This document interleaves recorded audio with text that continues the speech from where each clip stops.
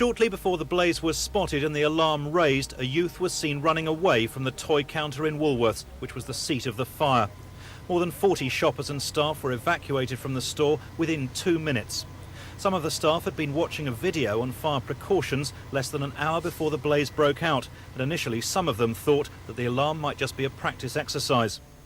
Hundreds of people had to be evacuated from nearby shops and houses as the fire rapidly engulfed the 3-storey building and dense smoke filled the main street. Although West O'Hill was packed with shoppers when the alarm was raised at 1 o'clock, no members of the public were injured. One fireman suffered minor burns.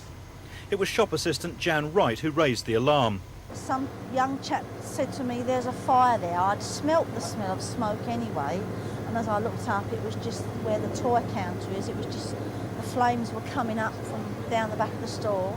So I just ran for the manager and called him, and I hit the fire alarm to send out the message to the rest, and then we evacuated the store. And having made sure that everybody was out of the building, I did return and I grabbed hold of a fire extinguisher with the intention of perhaps having a go at the fire. By that time, though, the smoke was too overpowering, so I gave up.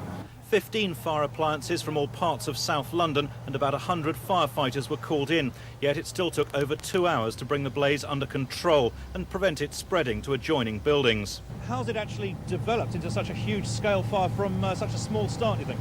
Very, very difficult to say at this moment in time, but certainly many of today's toys are plastic, and from the eyewitness accounts, it very much sounds as if the plastic caught alight very quickly and it spread very rapidly across the counters. This evening, the centre of Crystal Palace is still sealed off as firemen continue to damp down. It's feared that the Woolworths building itself may now be in danger of collapse. Marcus Powell for Thames News.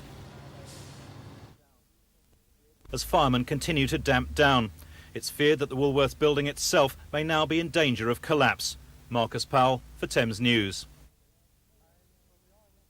Are plastic, and from the eyewitness accounts, it very much sounds as if the plastic caught alight very quickly and it spread very rapidly across the counters. The store was actually full of shoppers at the time, was it? The store was full of shoppers at the time and, of course, a number of staff, but it was evacuated very, very quickly indeed, and I'm happy to report without any injuries.